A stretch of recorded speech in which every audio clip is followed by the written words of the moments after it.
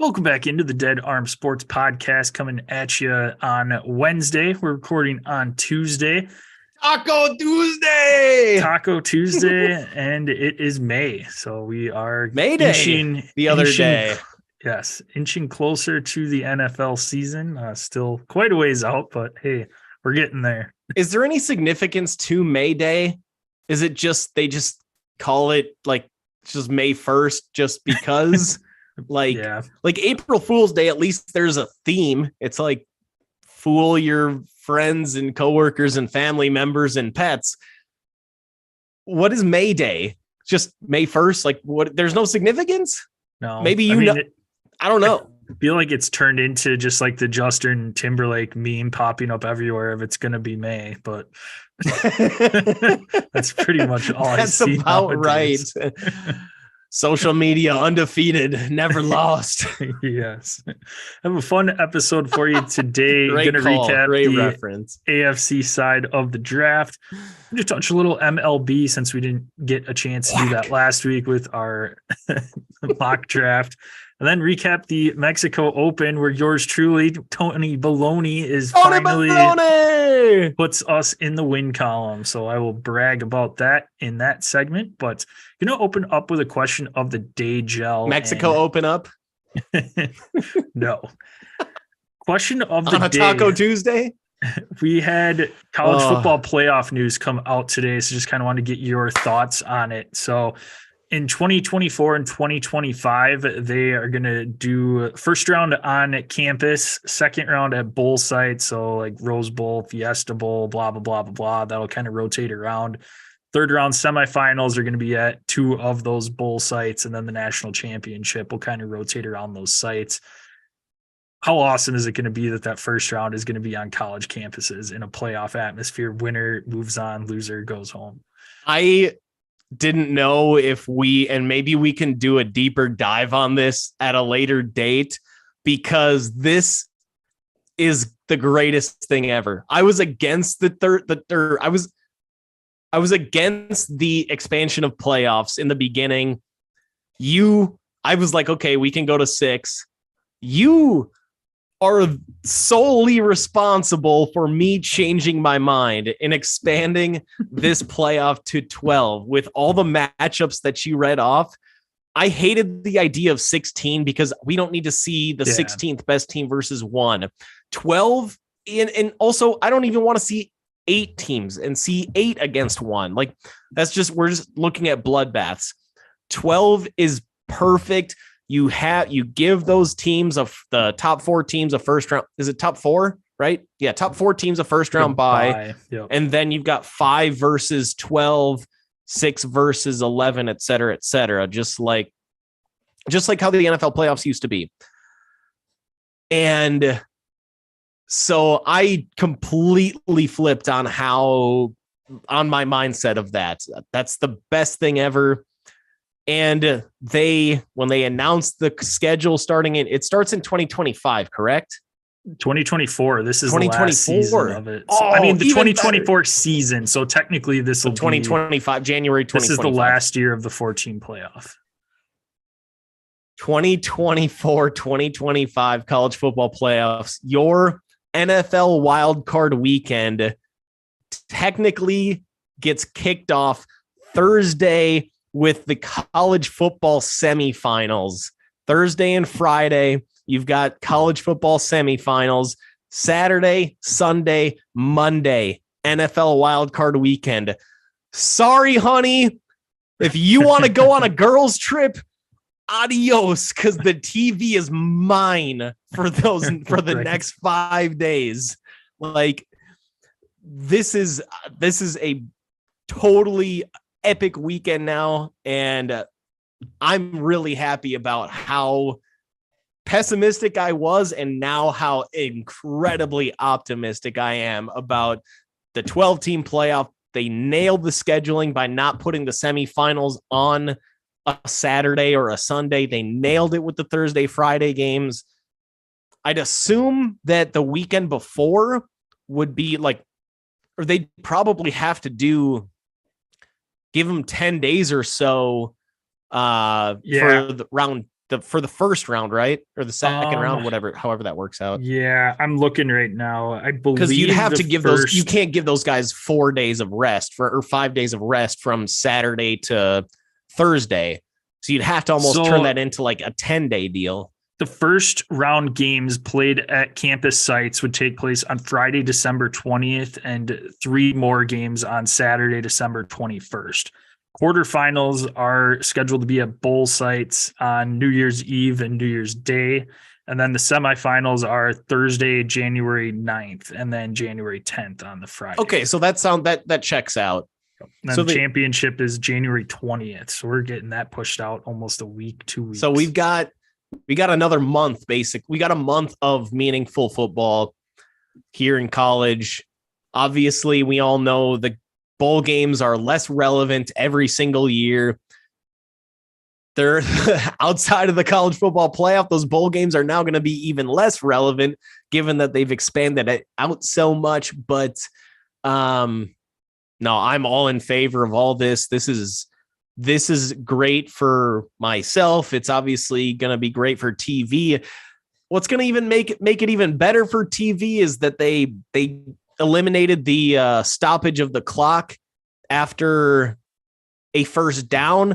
So you no longer are going to have any more 4-hour and 30-minute Fresno State versus Clemson games. Thank God.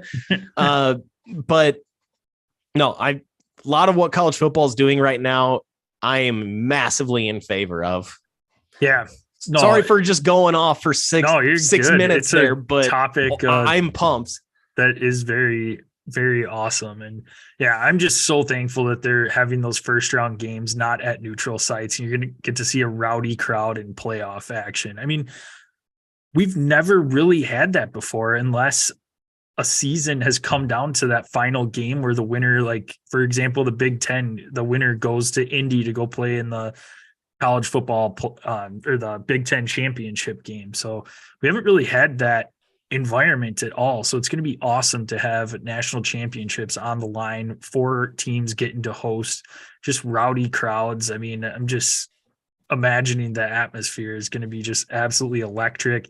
So curious to see what's going to happen and the teams that are going to start bitching when they have to come up to Michigan or Ohio State or maybe a Wisconsin at the end of December playing in 10-degree weather, an SEC team coming up and just complaining, but it's going to be so much fun. And instead of bitching about who's ranked 5th or 6th and not making the top 4, it's going to be teams that were ranked 13, 14, 15, 16. Like, how did you even come up with these rankings? There is still no set system for that.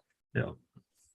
I hope they do like a March Madness style selection Sunday. I know they kind of do that already, but it's like, it feels less awesome. They'll get it hyped up, I'm sure. Yeah. Because a lot of times, who the top 4 teams are going to be. It's pretty much every year. It's like 3 of them are going to be Ohio State, Alabama, and Georgia as of late. Yeah. And so now there's just so much more excitement going back. If they go do a top 25 or whatever, and your top 12 get in. Yeah. I'm pumped. I'm stoked. They killed it. Yes. We can be found at Dead Arm Sports, Twitter, Instagram. Check us out on Facebook at Dead Arm Sports. Go to YouTube, subscribe, click the bell there. That way you know when our live episodes drop. We monitor that chat. You can ask us any questions there. Otherwise, if you do miss out asking us questions there, you can always hit us up on our socials at Dead Arm Sports. Gel can be found at DasJel. That's at DASJEL. I can be found at DasJPEC. That's at DASJPEC. Give us a follow on all of those. Make sure you subscribe to the podcast on your favorite listening platform. If you write us a review, screenshot that bad boy, send it to us, and we will swag you up with some Dead Arm Sports goodies. AFC is on the slate today. We are going to recap and just kind of go over some of our biggest takeaways for the AFC side of the draft that took place over the weekend. Going to start off, though, just prefacing Lamar Jackson. We did get news right before the draft. I was out on the golf course and yep, here we go. Here's Lamar signing. So signs a very similar deal to Jalen Hurts. Gets a little bit more of a pay bump because, hey, it's the NFL and that's what happens. One guy signs a contract, the next guy has to make just a touch more. So, but Lamar gets locked into Baltimore. Kind of foresaw that coming. There wasn't really a ton of talk of him ending up anywhere else. Nothing really came to fruition there, and Baltimore's got their guy. Yeah, Lamar gets 5 years, 260 with 185 guaranteed. Jalen signed for 5 years, 254. I don't have his in front of me, but I believe it was an AAV of 51 million. So I'm just going to say 254, 1 million less per season than Lamar. And Jackson got the 185 million guaranteed. Jalen was 181 or 170. I think 179. This sounds right. So 179.1 or something. So pretty much the same deal. I mean, Lamar got his extra million per year in both overall number on that contract and the guaranteed money, but basically the same thing. This is what I said in the last time that we talked the Lamar contract right after Jalen signed was, if you're Lamar, just sign the exact same deal Jalen Hurts signed. You're not going to get a fully guaranteed contract. Deshaun Watson is a complete outlier. The example before Deshaun Watson was Kirk Cousins, and that with the Vikings, and that was a long time ago when he signed a 3-year. Feels like it. I mean, that was probably 2016-ish, something like that. Yeah. It feels like Kirk's been there for a long time. He's signed 2 extensions since he originally signed with Minnesota, and they've all been fully guaranteed, but they've all also been short term, where I think Kirk's original deal was 3 years, 99 million or something like that. What a dick for them not to give him the extra million and make it $100 million contract. But no, I said, I was thinking, hey, Lamar, sign the exact same thing that Jalen did. You've got pretty similar, career bona fides in terms of, hey, you won an MVP, Jalen. Hey, you made a Super Bowl. You're pretty, both run heavy, not the prettiest passers, although Jalen's soared in terms of, passer prettiness, I guess. His deep ball is awesome. Where Lamar's, again, his biggest weapon is are his legs. But they both been making the playoffs when healthy for most of their career. I mean, obviously Jalen has a couple less years on Lamar, but I believe they're also about the same age because Lamar came out when he was 21 and Jalen came out after three years at Alabama and a season at Oklahoma. So they're probably pretty similar in terms of age. I think it's a good deal for both sides. I'm glad that we don't have to talk about Lamar until we talk about our predictions for the Ravens going forward. I was so done with that contract talk. Right? It's nice to have Lamar and A-Rod all wrapped up and not having to talk about them weekly. But no, let's get into this draft here. I mean, it was an epic first round, saw numerous trades that I'm sure we'll get into. One of my big takeaways is I love what the Pittsburgh Badgers did in this draft. I mean, the Pittsburgh Steelers. And I thought they had just a classic Pittsburgh draft, reloading on that defense, got some solid guys in there. Started off Broderick Jones, tackle out of Georgia, which I think is a solid pick there. Get some protection for Kenny Pickett. Get Joey Porter Jr. essentially for Chase Claypool. So he got him right at the start of that second round cornerback. Keanu Benton was sitting there for them. Get that D tackle position. Darnell Washington, huge tight end body that'll give Kenny Pickett a nice target, decent blocker. And then Nick Herbig just kept falling off the board to Saturday. And I think he's going to surprise a lot of people. Yes, we are tackling both Badger machine fans, but I think the biggest thing with him was he's kind of that like hybrid position that he really doesn't fit into a D end, and he's kind of like an outside linebacker too. So I think that kind of threw some teams off. But if they can get him into the right situation, he's going to be phenomenal. And you can line him up opposite TJ Watt, and that's going to be a scary defense. And I really like what Pittsburgh did here.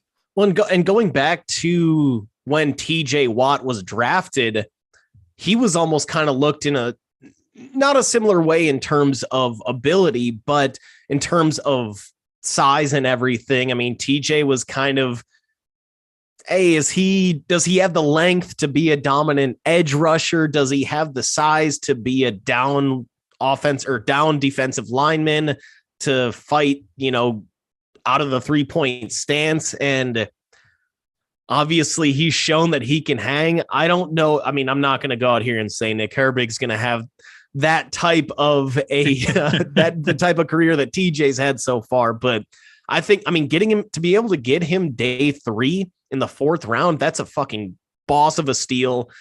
Darnell Washington, I know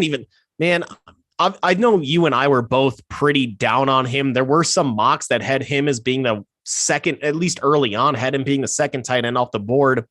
I don't think either of us bought into that. I compared him to Mercedes Lewis, but to be able to get him into the 3rd round, you get a 6'7" tight end that can catch. And even if he only is a blocking tight end, you can pair him opposite of Freiermuth or line them both up side to side and let them just be a red zone duo there. Keanu Benton, I had him in the 1st round going to Philly. So for them, he's a great fit there.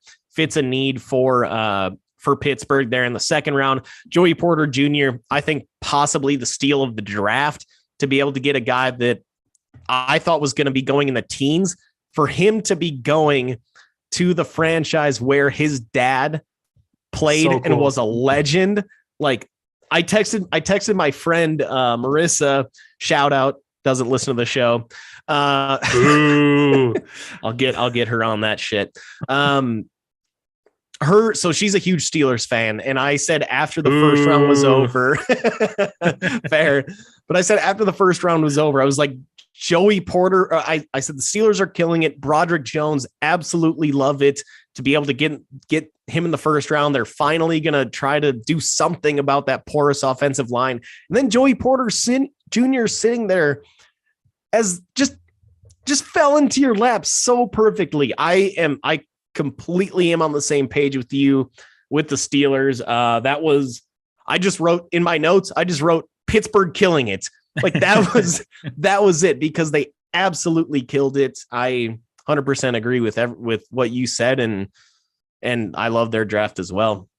Before you get into a team that you like or another one, Jell, I don't think we're going to be bringing it up tomorrow on the NFC at all, but just kind of thought that this would fit in here too with Joey Porter's father playing for the Steelers. How cool was it too that Deuce Vaughn's dad, scout for the Cowboys, got to call him and tell him that, hey, we're picking you. So that's the best thing cool ever. Moment. That's the kind of stuff that just like gives you chills, Oh, yeah. Like, and I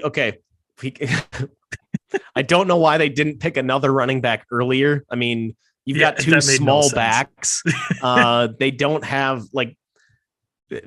maybe they signed Zeke for $4 million or something. Yeah, he's still that's still out there as the possibility, but we can get into that later. Yep. Okay, let's move on to Houston. I thought they had I liked their draft, but I thought it was kind of a curious one. So number 2 overall, they go CJ Stroud. Then they trade back up with Arizona, giving up the number 12 overall pick, their 2nd first rounder, the number 33 overall pick, their 2nd rounder, a 1st next year and a 3rd next year to move up to number 3, or they end up taking Will Anderson. Do you have any initial thoughts on that? I know draft day, we were kind of thinking that seems like a lot, but I'm going to put another spin on it. Yeah, I mean, it's one of those that it's funny because the whole time the argument was, oh, is Houston going to go quarterback? Is it Will Levis? Is it CJ Stroud? And then we got the rumors that no, they're not going to take a quarterback. They're looking at Tyree Wilson, Will Anderson. And Houston's like, hold my beer. Guess what? We're getting both. And they end up taking CJ Stroud and then pulling off a blockbuster trade with Houston or Arizona to move back up to take Will Anderson. And yeah, I mean, that first and third could be kind of valuable for Houston. I don't see them having or being outside of that top 10. So that is kind of a steep pick to give up. But also, Will Anderson is one of these guys that we're talking about as a generational talent on defense. And if he pans out, teamed up with DeMeco Ryans as the head coach there, one of the solid guys on defense for Houston in their history, I mean, this could be an epic draft for them that just really reboots Houston's franchise after the whole Deshaun Watson debacle that was the last couple of years, bringing that franchise down. So I'm fine with it, actually. And you think about, too, how often first-round picks sometimes are busts and just don't pan out. Why not take a chance here on a guy that has gone up against some of the best teams in the SEC and just kind of torched them and torn them apart over the last couple seasons? So yes, down season this last year, but we can't forget, I mean, he was in the Heisman talks the season before. So this guy's unbelievable. You got CJ Stroud. We weren't sure what they were necessarily going to do with the quarterback position. I think that they went with the right guy here. Very, very happy that was not Will Levis at 2.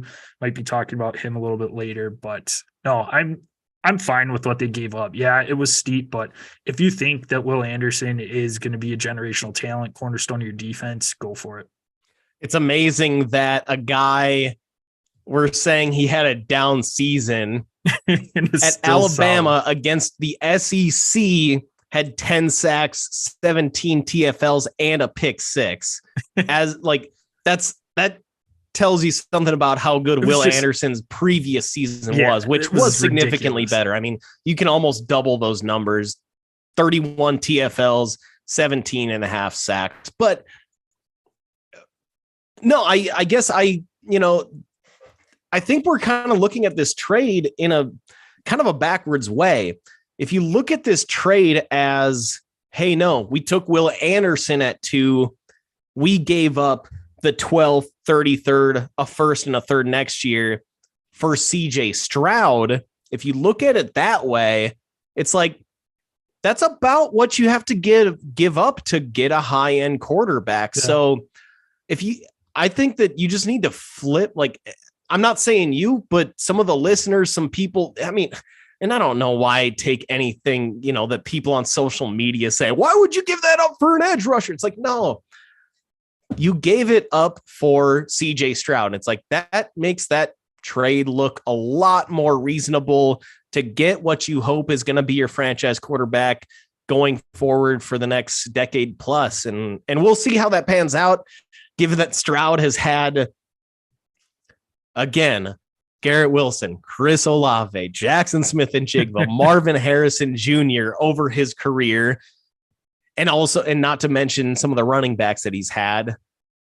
But if you look at it, like, they traded up for Stroud, because if you imagine Will Anderson being, if they did this really smart, if they would have taken Will Anderson at 2 and left a QB open there at 3, if a team wanted to trade up for Arizona, then you're talking about a bidding war for that 3rd overall pick. Big time. And by taking Stroud there at 3, by taking Stroud at 2, you avoid that bidding war at 3. So I think I look at this as a trade up for Stroud, not necessarily for Will Anderson. And if you look at it that way, it seems like a really nice move. Yeah, no, absolutely. The only thing I didn't really care for with Houston's draft, which obviously they were limited trading away that 3rd round pick, correct? The 105. Or no, they traded away the 33. They got 20, the 105. They traded away 33, right, which is their first, which was their early second round pick. Yeah. Okay. Just wide receiver still going to be a struggle this year. They got that's why I brought up the guys from Dell Ohio staying State. in Houston, so that's cool. But yeah, that's the only bad part. But hey, next year's wide receiver group should be pretty solid, and we'll see. But again, they're not going to have their they'll have Cleveland's first round pick, so screw it. Do they still have they have Cleveland's next year again? I think so. You're probably right. But yeah, because I'll have to double check now that I think Cleveland gave up like 3 firsts and like 2 2s and then like a late round swap or something. So yeah, I think you're probably right. And Cleveland, based on how Deshaun played in 2022, total garbage. So there's a chance that ends up being a high pick.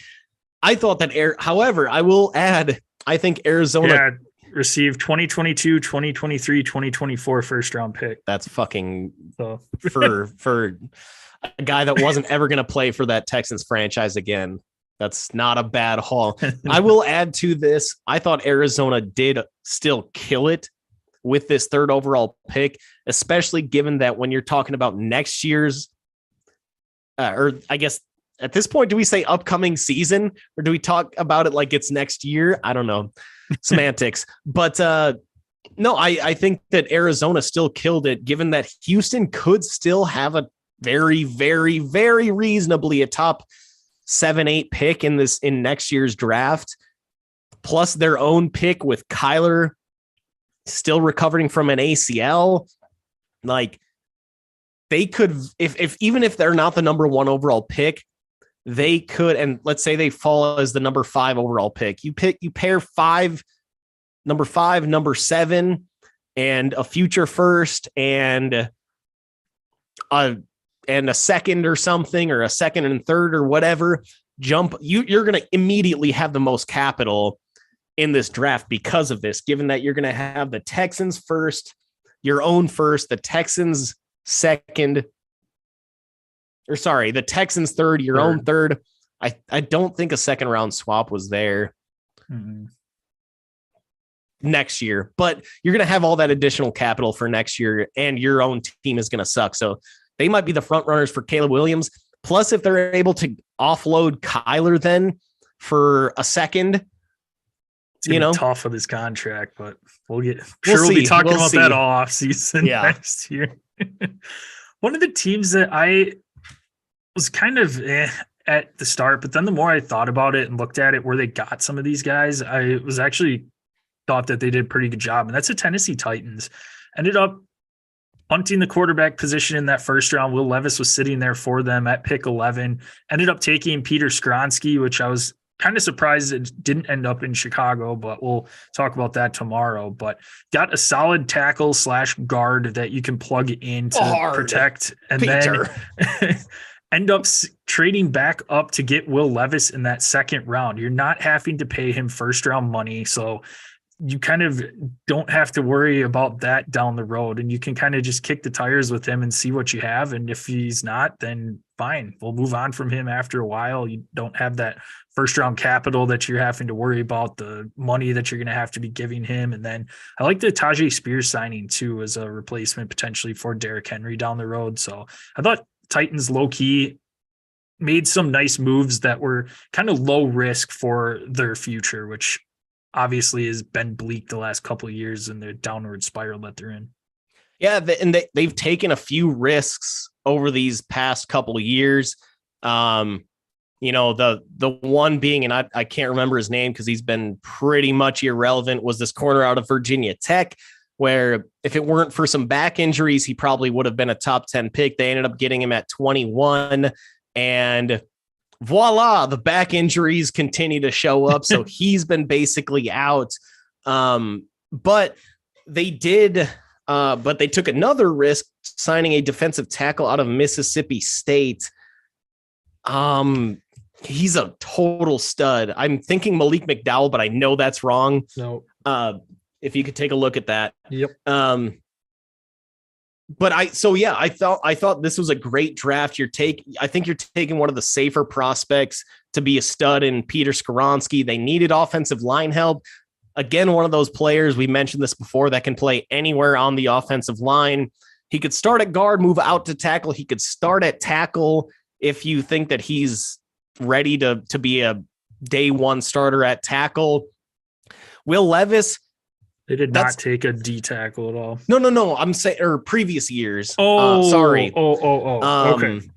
It's like, wait, what is going on? Google up their roster. Okay.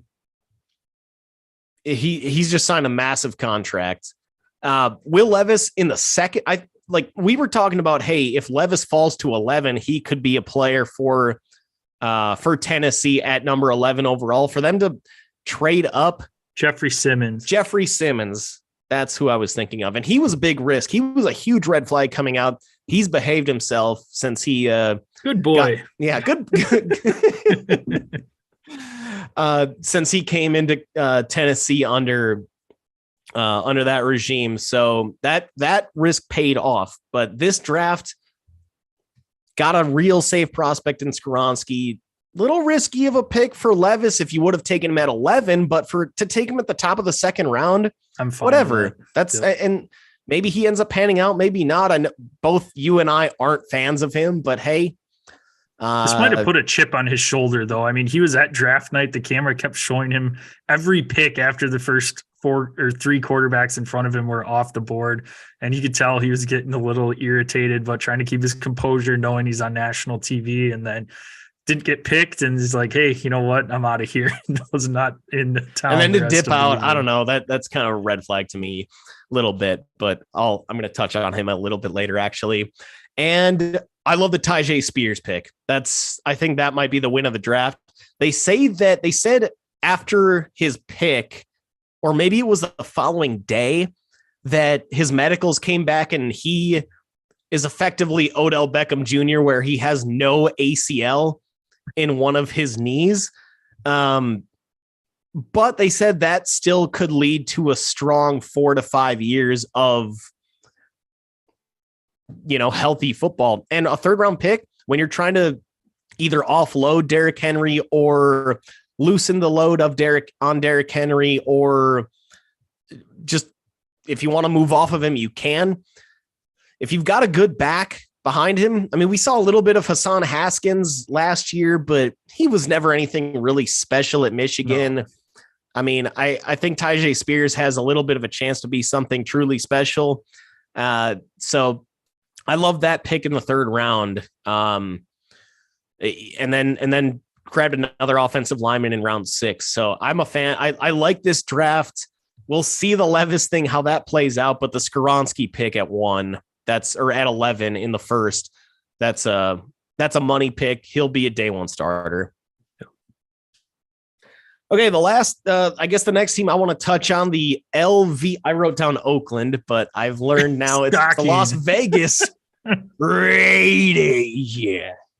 We were thinking this whole time, hey, they're going to go quarterback early. How much belief do they really have in Jimmy G to stay healthy? Hey, Will Levis is sitting there at 7. Why not grab him there?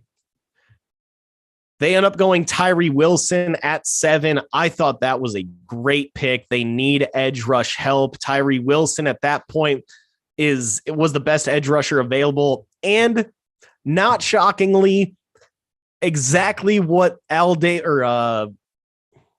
previously Al Davis, now Mark Davis, the creepy doll looking face and hair guy. Exactly what they love. Long, super athletic, pretty raw talent, but really productive, or still relatively productive, but 6'5" edge rusher. He's got that bend that you want in an edge rusher as well. Not extremely polished, but that's something that if you believe in your coaching staff, which you better at this point, you can turn him into a much more polished edge rusher. I loved that pick there at 7. And then to get what a lot of people said was the consensus number 1 tight end in Michael Mayer, to get him in the 2nd round. It's a need. They obviously traded away Darren Waller this year, and Michael Mayer fell about 30, or maybe not 30, probably 20 to 25 picks further than a lot of these mocks had him. A lot of people had Michael Mayer going 13 to the Packers. I know you and I weren't on the same page with that. We thought Kincaid was the top tight end in this draft just because of the upside that Kincaid has that Mayer kind of lacks. But to be able to get somebody that was that highly thought of, I mean, he's going to come in as a day one starter again. And to be able to get a high-end edge rusher, a day one starter at tight end, we know Jimmy G he's had a ton of success with Kittle. Even going back to the 4 games that he started in New England, him and Gronk had that rapport.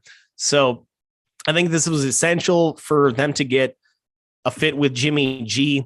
They needed an edge, a high-end guy, taking a risk on with that first round pick a little bit, but it's the guys that the Raiders love.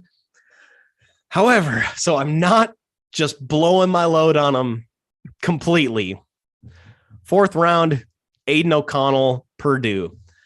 A lot of guys, going into this past season, we were looking at O'Connell as one of the top quarterbacks in the Big Ten, but he kind of had a clunker of a year. I know that I know that it's the 4th round. He's probably a guy that Josh McDaniels likes. He kind of has a similar playing style to Jimmy G, where, if you look at the guys after McConnell, it's guys like DTR, et cetera. But I think they screwed up waiting till, I think O'Connell was like the 6th quarterback off the board, probably like the 8th quarterback off the board after Jake Hayner and after Stetson Bennett. Not saying I would pick Bennett over anybody. We'll get into that as well. But you think the Raiders waited too long to grab a quarterback? I don't like that it's Aiden O'Donnell as what's going to be the backup to Jimmy G. I mean, Jimmy G, historically, he's going to go down within the first 10 games. You're sitting there with Aiden O'Connell and Brian Hoyer as your plan for recovery. So any thoughts on that? Do you think they should have gone with a quarterback somewhere in the 3rd or top of the 4th? I think that they probably did their research on it and were like, if we're not going to go for Levis at 7, assuming he was the only one that was there, that let's just kind of punt the position, hope Jimmy G stays healthy, and go from there with it. So I'm fine with it. I don't really see the upside with it. I would have rather seen them go after like Jalen Hall or something. That we'll talk about him tomorrow with Minnesota, but just someone with a little bit more upside, even a DTR. I mean, that I would have been fine with that. But I think they're just rolling the dice with Jimmy G, hoping he stays healthy. And if not, hey, we're going to have one of the top picks in the NFL draft next year. And there's a lot of solid quarterbacks. We'll have Jimmy G's 1 year removed from, or 1 year closer to being able to cut him. So I'm fine with it. They had a plan going into it and they executed it. So I'm totally good with that. So no issues for me at all. One of the other teams that kind of low key, I liked what they did in the draft, which not normally is a team that I'm usually fond of what they do, but I really liked kind of how things fell for New England. I thought that they ended up having a fairly decent draft. Christian Gonzalez ends up falling to them at 17, one of the top corners in the draft out of Oregon. End up getting a nice D end in Keon White there in the 2nd round, and then just kind of got a bunch of other guys that in there. Marty Mapu, Sacramento State was their 3rd round pick, but I thought that low key, those are pretty solid picks to start off. Cornerback was a huge need. Bill Belichick's done a great job with developing the cornerback position. So Christian Gonzalez, is going to end up being a stud here in a couple of years. And I kind of like the Kayshon Boutte pick too in the 6th round. Somebody that he would have come out last year and would have been a 1st or 2nd rounder. For whatever reason, decided to come back to school. Well, he was kind of injury plagued too. He was coming off of an injury similar to how George Pickens was as well. So his stock wasn't super high, but a lot higher than the 6th round, that's for sure. But maybe give a little chip on his shoulder. Obviously, he's got some off the field issues we don't need to dive into on the podcast that rumored to be during the rumors. SEC yes. championship. Let's not. But, yes. But no, so somebody that you can potentially put on the outside. Granted, it is Mac Jones there, but I thought New England did an okay job. Yeah, I mean, the Christian Gonzalez pick that's the money pick right there, especially given that they were originally sitting there at 14 and easily could have taken him there at 14, traded back to 17, got additional capital, and Christian Gonzalez still fell in their lap at 17. I had Gonzalez going, I believe, to Detroit, possibly at 6, or maybe it was the Raiders at 7. So for them to grab Christian Gonzalez there, I absolutely love that. Their second round pick, Keon White, another guy that fell a little bit. He's a stud. I question a little bit on them taking both a kicker and a punter. Yeah, that was a little. That's the only question mark. And they only took one offensive skill position player, which was Kayshon Boutte. The rest of, they did take another wideout in round 6, Demario Douglas. But you mentioned Belichick's ability to develop corners and develop secondary players. They got 3 DBs. They got themselves a center, which I feel like is still an underrated position. I mean, every good offensive line is led by, yes, you need to have a stud left tackle, but beyond that, you need to have a stud center. We're seeing the difference that Jason Kelce made in Philadelphia. I think a lot with what Jalen Hurts is looking at. That's what's most impressive.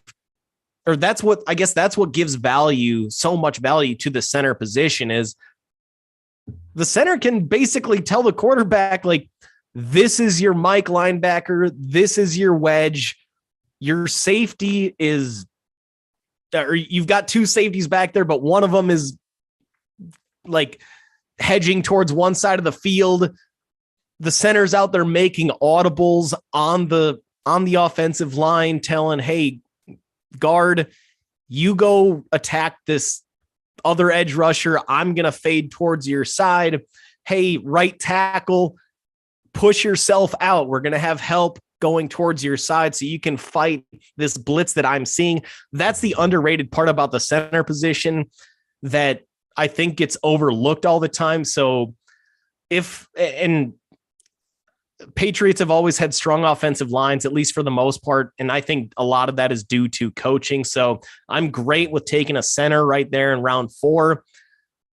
They just didn't address offensive weapons. That's my only beef here with the Patriots. And yeah, Kayshon Boutte in the 6th.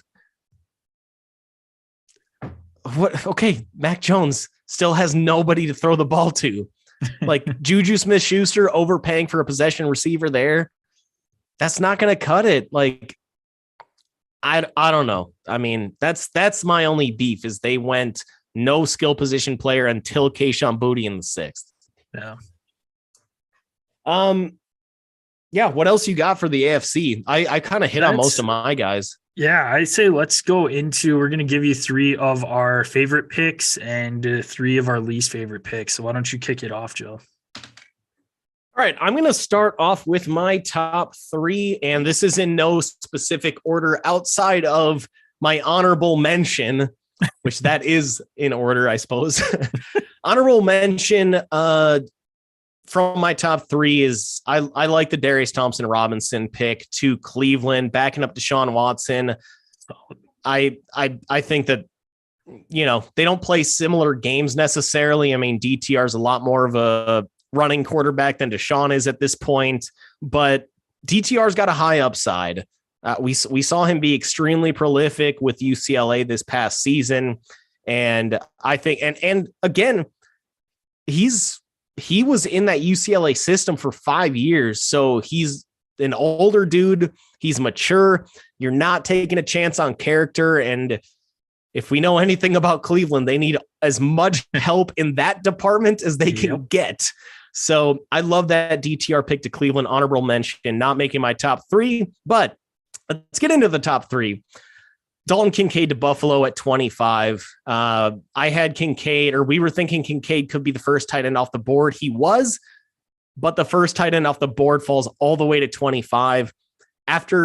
He was the best skill position player available. Grab another weapon for Josh Allen. I think that was essential, especially when Gabe Davis, we mentioned this before, hasn't turned into that truly reliable number 2 wide receiver that we've been waiting on. And we don't really know the status on Stephon Diggs long term. So Dalton Kincaid can be a great complement to what Dawson Knox does.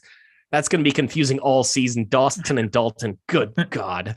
DK's also at the tight end position.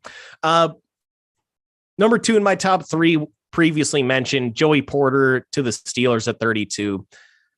They had reportedly a lot of teams calling up and trying to move up to that number 32 overall pick.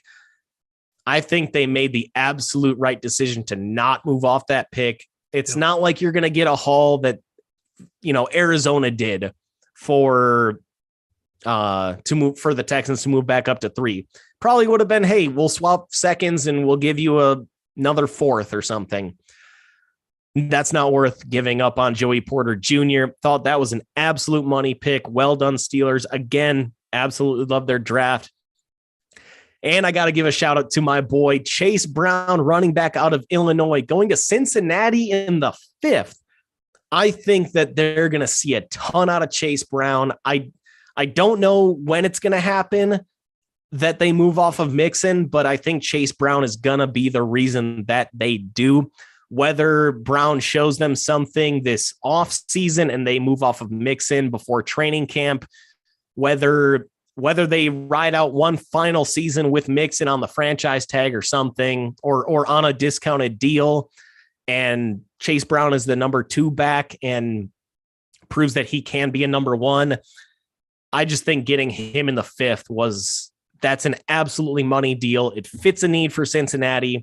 That was maybe my favorite pick in the entire draft, was getting Chase Brown, who I think is extremely dynamic, that late. Yeah, no, I love that pick. I had Cincinnati written down up above, but ultimately just put those other teams in front of them. But that Chase Brown pick was awesome. I echo your Dalton Kincaid to Buffalo. That was one of my 3 favorite picks. I really like the Will Anderson to Houston. I think that was awesome that they moved back up, and I think he's going to be just an absolute monster in that division for the next few years, which, by the way, that division now has Will Levis, CJ Stroud, Anthony Richardson, and Trevor Lawrence. I mean, that division is insane. You had 3 quarterbacks in this draft class, so it'll be fun to watch these guys battle it out over the years. So we'll see we know one team is set for a decade in Trevor Lawrence. We'll see about all 3 of these other guys, if they're even going to be 5th or actually Levis doesn't even have the 5th year option, but it's going to be really interesting because we know only one of those teams has a quarterback for the decade. Yep. My last pick that I liked is Miami. You have Raheem Mostert, injury prone. Jeff Wilson Jr., injury prone. You go out and you get Devin A-Chain, and I think that was an awesome pick. Love that. And I really think he's going to be an absolute monster in that offense. So I really like that pick. Getting into my 3 least favorite, I didn't really see a ton that I just was like, what the heck are you doing? Like I did with the NFC. The NFC I'll be a little bit more passionate about, but my 3 here just were picks that I just didn't really get at the time when you could have gotten somebody else later to fill in. Tank Bigsby to Jacksonville is one of them. I know we were going back and forth via text about the running back position there with ETN, and it's not a 3-down back. You need someone else in there, but I thought you could have gotten somebody else a little bit later on. Chase Brown. Yeah. I mean, there's a lot of other guys that were going that could do what Tank Bigsby is going to do for you. Marvin Mims to Denver was another one that I just didn't really understand. I don't really think he's any better than any of their 3 current wide receivers. Yes, you're going to get him for under a new contract and you can maybe trade away one of those other guys, but I didn't really understand that one a whole lot. Obviously, Sean Payton's coming in, so he sees something in him that he likes for his offense. Mims was a 3rd? I think he's the bottom last of the 2nd. Really? Wow. Yeah, that's a little high for me too. I'll have to double check here while you're going through yours. And then my last one, they needed to do a wide receiver, but Jordan Addison was still on the board. Quentin Johnston to the Chargers. He's had drops. I don't know. I think Jordan Addison would have been a way better fit in their offense, in their system with Justin Herbert, but at least they got a wide receiver, which they needed, but I wasn't crazy about that pick either. Yeah, my number one of my bottom three, I'm seconding everything you're just saying here about the Chargers. Quentin Johnson, I mean, you've already got Mike Williams on one side. Keenan Allen is the one that you need to replace. He's the one that's getting old. And Addison would be an immediate impact, like at least, immediately playing that slot. And then if Keenan goes down, or if Mike Williams goes down again, which both of them tend to do every year, Addison is ready to jump in right away and be a contributor. You've got Justin Herbert still on this rookie deal. Like, you need to win now. Quentin Johnson, if he's got to take a couple years or a year and a half to work on his hands, that doesn't help the Chargers right now. He's not a super quick guy. He's more of just a downfield threat that's great against Big 12 defenses. I'm not saying Quentin Johnson is undraftable, obviously not, but that's a guy that I think deserved to be a second rounder. If you're the Chargers, just grab Addison, the most sure thing that's left on the board. I don't know. I mean, maybe they were thinking Jackson Smith and Jigba once he fell to 20, and then obviously Seattle took him at 20. And they just vomited on their shoes, and they're like, "Oh, Quentin Johnson!" I don't understand why you don't go Jordan Addison there, along with the fact that Addison is in your city. Maybe that's why they didn't. Maybe they saw so much of his tape that they didn't fall in love with him. But I mean, you got Quentin Johnson coming from Fort Worth, out of TCU, going to LA. You don't know how that adjustment's going to be. Addison's been there for over a year now at USC and thrived again last year. So I thought that was a total miss. That was my number one, bottom three. Number two, I still have my question marks on Will Levis. I thought that this was a red flag when he went home after day one. I just think if you're there, we saw other guys that went there thinking they were going to be first round picks and stuck around, and they just made it. They made the most out of it. I wish I had the prospect off the top of my head who stuck around, but he just bailed, man. He's like, God, when the going gets tough, I'm leaving.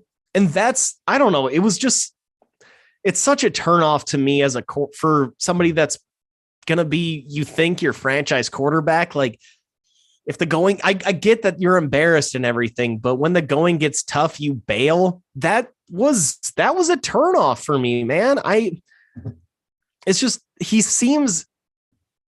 I said this before, he seems cocky to me. He seems just really, and I don't know him personally, so I kind of feel bad saying this, but there seems to be a public arrogance with Levis, and that's something that you can't have. I mean, we saw that with Baker Mayfield going number one overall.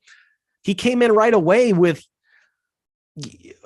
saying that he had a chip on his shoulder, and it's like, bro, you just won a Heisman and we're the number one overall pick. Like, what kind of chip do you have left on your shoulder? Like, and you mentioned that when you were speaking earlier on him, that you might like that Levis has a chip on his shoulder, and I get that, but there's a different, there's just an arrogance that's a turnoff to me. And that was a big reason why he ended up falling, according to reports, where they didn't love that he's sitting there taking bathroom selfies of his biceps and his ripped back. In his pro day, he went sleeveless so he could show off the gun show. Like, there's no place. There's no place for arrogance at the quarterback position in the NFL. And there's a place for a chip on your shoulder. That's Aaron Rodgers said from day one, like, I want to make the Niners regret not taking me number one overall. They took Alex Smith. They clearly regret that decision. They've been trying to figure out their starting their number one quarterback since then, basically.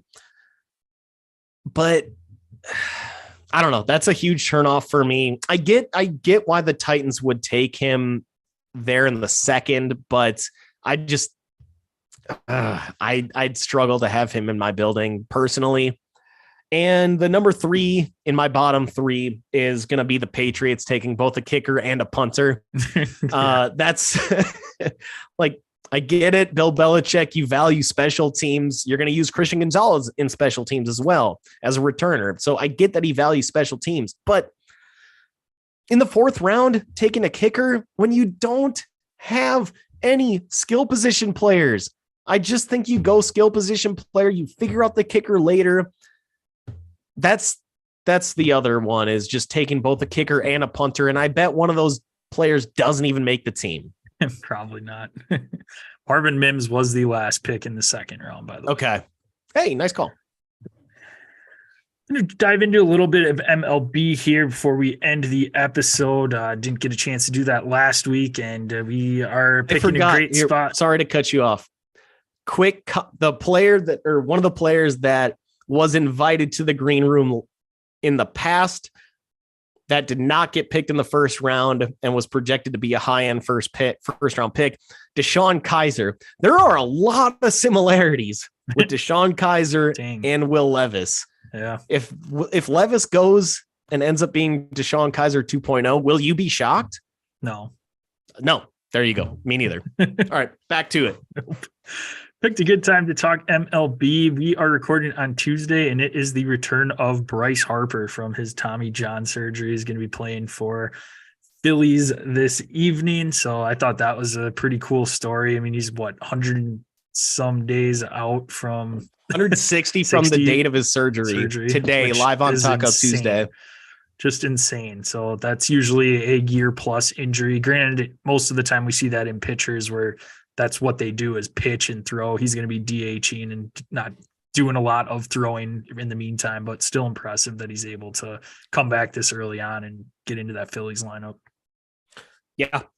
Another player that is coming back, and one of the feel-good stories, I think, in all of baseball that we've probably seen in a while, Liam Hendriks, 4 months ago, diagnosed with non-Hodgkin's lymphoma, and he started his rehab assignment today, 4 months ago. People used to die of the common cold, and this dude was diagnosed with non-Hodgkin's lymphoma, which is, it's not one of the more deadly types of cancer, but it's still cancer, man. You get diagnosed with cancer, you're freaked out. 4 months later, he's starting his rehab assignment with the White Sox. They need all the help they can get. They have been an absolute atrocity this season, but that's one of the better feel-good stories. He's one of the more dominant relief pitchers, more dominant closers that we've had over the last couple of years, both with the White Sox and the A's. So you gotta love that as another feel-good story, along with Bryce Harper. And then a quick, not so good feel-good story, but a player that is coming back. Jose Altuve has begun his rehab assignment, but fuck the Astros. I'll jump back on the feel-good side of this, Gel, and the two best teams in baseball right now, Tampa Bay Rays and the Pittsburgh Pirates, the only two teams that are still in the single digits for losses. Again, we're recording on Tuesday, so they haven't played yet, so the Pirates could fall out of that. But just some great stories there. Drew Maggi, the longtime guy in the Pirates farm system, got drafted by them, went over and just kind of hopped around, re-signed him again and got his first call up. And I was yelling at the Pirates, and this wouldn't have been a feel-good story for a while because the first game that he got called up didn't even make it into the game, but ended up staying up there for a couple more games. The next game he got the start and or pinch hit, struck out, but said it was awesome. Wasn't sure if he was getting sent down, and then ended up getting the start the next day, went 0 for 3. And then they said that they were going to send him back down, but due to them being a double header on Saturday, they ended up being able to keep him as the 27th player on the team and then send him down afterwards. And he gets his first hit and his first extra base hit. So it was pretty cool to see that. Did you see the video of that first Yes. hit. Did you hear that crowd? That was on the road and Washington. Yes. Like at the Nationals part. And the Nationals suck. I can't imagine that was a 40,000 person crowd. That was probably closer to 22,000. It sounded like it was like a World Series. Okay, maybe that's a little bit of an exaggeration, but I mean, that was one of the loudest ovations I've heard. And I thought it was at PNC until I would have, if I was just listening to it, not watching the video, I would have thought, hey, that has to be at home. That's on the road. That's like, I don't know what the Nationals did. If they're like, hey, Drew Maggi, been in the, minors for 13 seasons, finally makes it up at age, 33 probably. Yeah, I think low 30s, mid 30s. Like, and to hear like that, just the way the crowd erupted, that's what makes this story way cooler, because he's never gonna he's never gonna hear something like that again, more than likely. Right. Probably not. But it's so cool that he was able to experience that. I was listening to an interview with him the other day, actually, and they were talking about what are the main differences right off the top of being in minor league ball for as long as you had and being in major league ball. And he's like, bro, everything's free. Like, which is a major deal, no pun intended, when you've been in the minors for so long and you're working on a $50,000 salary and you're on the road constantly, you're sleeping in hotels. A lot of times these minor leaguers, they have roommates, and you don't get to necessarily pick your roommate. I think the team does. So you might not always end up like rooming with your best friend. You're going to be in hotels, like low end budget hotels that might have bed bugs. You're going to be like, you have to do your own laundry possibly at the hotel. Like there's not a team facility or an equipment manager that just takes care of all this kind of stuff. So he's just like, right away, he's like, yeah, the first thing that I stole once I got up to the majors was a razor. And I'm like, holy shit. Like razor is the most like stealing a razor, it's like, guess that's what you get when you get up to the minors. But I thought that was a cool interview, but absolutely feel good story. One last thing, and we'll be quick on this. Cody Bellinger, totally killing it so far. Start. Had another belly bomb was it yesterday or maybe the day before? And he's killing it so far. What are your thoughts on if he were to keep this up, which, I mean, he's on an outrageous pace right now. I can't imagine that he keeps this pace up, but if he has a really, really solid season, what kind of contract do you think that he ends up signing? Do you see him just staying with the Cubs and grabbing himself a 5-year, 200? Nah, it's probably a little steep. Probably maybe a 5-year, $125 million deal. Or do you think teams might still be like, we saw the last 3 years with the Dodgers, you kind of sucked. We'll give you another 1 or 2 year flyer deal. What do you think for Belly's future? He's still young, so I think he'll get a pretty solid deal if he keeps this up. I think he's going to be a trade away candidate for the Cubs at the deadline. He's just on that 1-year deal, so I don't see him sticking around much longer than that. If they're not in the playoff race, there's no sense in really keeping him. Get some prospects and flip it. Cubs aren't going to sign him long-term. They have Brennan Davis in the farm system, Pete Crow Armstrong. So those are guys that should be cracking the major league level in the next year or so. So I don't see any long-term plans there, especially they have Ian Happ, Seiya Suzuki in the corners. So not really a ton of room, and that's a lot of money just to pay for a DH. So, but I think another team, though, he's kind of rejuvenated his career. Probably just need to get out of LA. We see a change of scenery a lot of times do a lot of good for people. So happy for it. And he's been fun to watch so far. Love it. Another feel-good story. Yes. Another feel-good story. We finally get our first win for our golf picks. Tony Baloney Finau wins the Mexico Open over your pick, John Rahm. So fun Sunday with the two of us tuned in, going back and forth in our texts. John Rahm made a nice run towards the end there, but just too much Tony Finau. And finally in the win column, Tony was out celebrating, caddying for his kids on the par 3 course afterwards. And it's awesome. Love seeing Tony win, but happy to finally get our first win and get my 3 strokes back. I lost the prior week. Yeah, when I was at work today, and I was talking to my coworker that lives out in California, just over a Teams meeting, named Tony, and as he was talking, I just said, like, kind of under my breath, I said, Tony Baloney. And and he's like, what's that? Like, or just kind of like, hey, did you want to speak up? And I was like, oh no, I was just making a dumb joke. I called you Tony Baloney. He's like, I never heard that one. Really?